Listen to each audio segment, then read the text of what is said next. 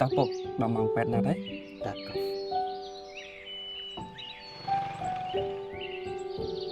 អញ្ចឹងពួកណៃកុំភ្លេចយកបានសមត្ថភាពទៅផងបាទបងបាន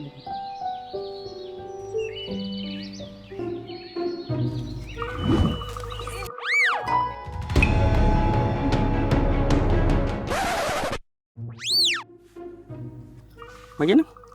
អរគុណសុខមករយៈហ្នឹងឃើញសេនាអាសាមើលមកផ្ទះខ្ញុំមានការអីមែនអូដោយសារខ្ញុំឃើញអ្នកផ្ទះសុខុមឧស្សាហ៍ទៅមណ្ឌលសុខភាពតែដូចជាខ្វល់ខ្វាយលុយចំណាយអីសោះអូអញ្ចឹងឯង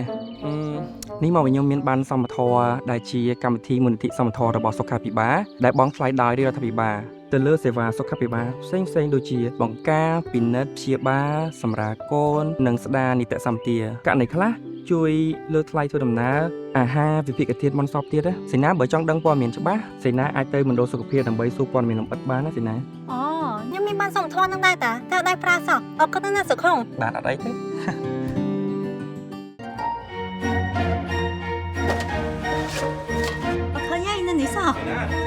ចាពុក